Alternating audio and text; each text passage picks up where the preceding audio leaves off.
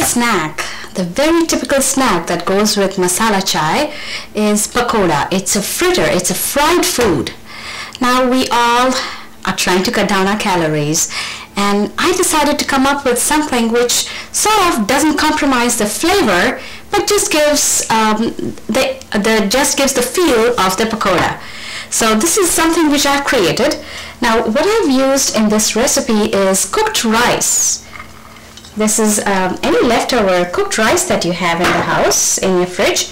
Use that. Then I'm going to add some rice flour. Rice flour is different from cream of rice. Cream of rice is a little granular. Then I will add, for flavor, some cilantro, chopped cilantro, some spinach.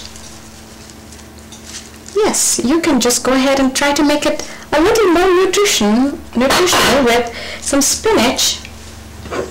And the thing which I found was peanuts.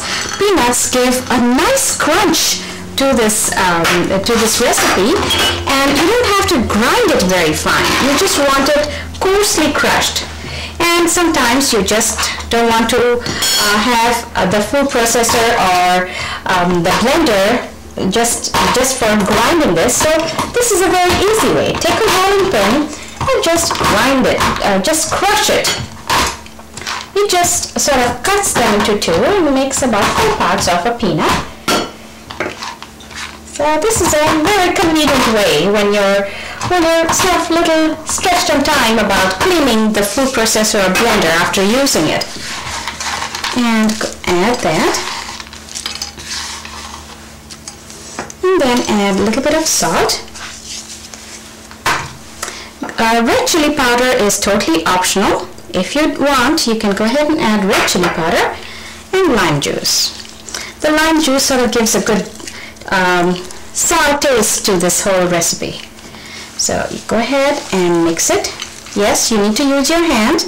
If it's a little too dry, you can add water.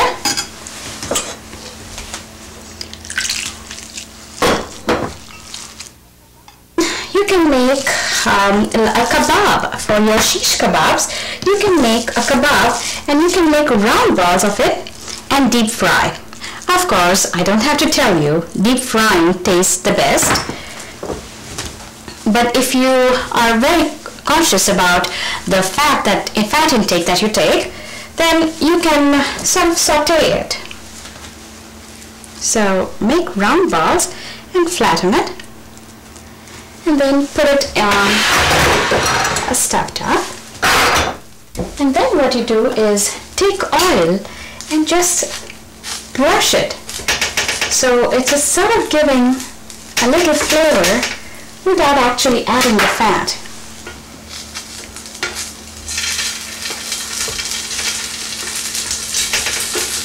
This can also be called as tikka. Now there are many ways of making this. This is something which I found is very convenient with the ingredients that you have in your house. I have compromised with the fat in this recipe, but I do not want to compromise on the flavor. In fact, I want a real spicy flavor to the relish that I'm going to serve with this, what do you say, rice cakes? Spicy rice cakes, maybe that's a good word. And what I'm making here is a very different version of salsa. It's made with pineapples. I've added pineapples, tomatoes, onions,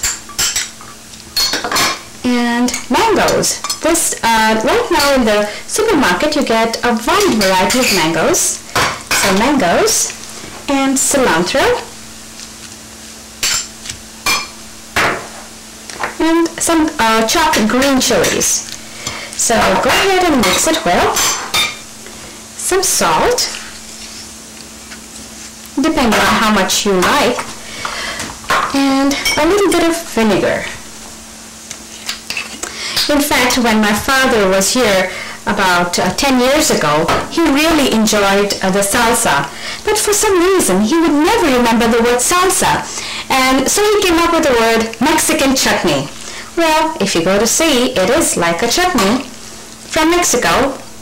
So I call this recipe salsa chutney. It's a combination of salsa and chutney. So here you have this very fragrant relish. It's got the flavors of mango and pineapple, and it's got a very fresh and clean taste to it.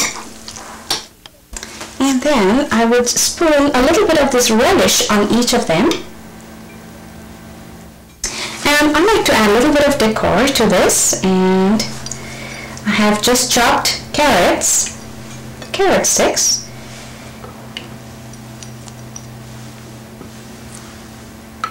Here.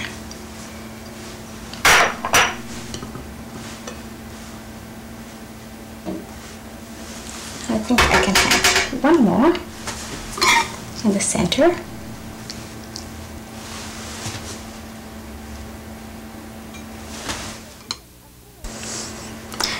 So this is a very interesting version of pakoda, the fried food that we enjoy with tea, but I hope you'll try the spicy spinach cakes with your tea next time.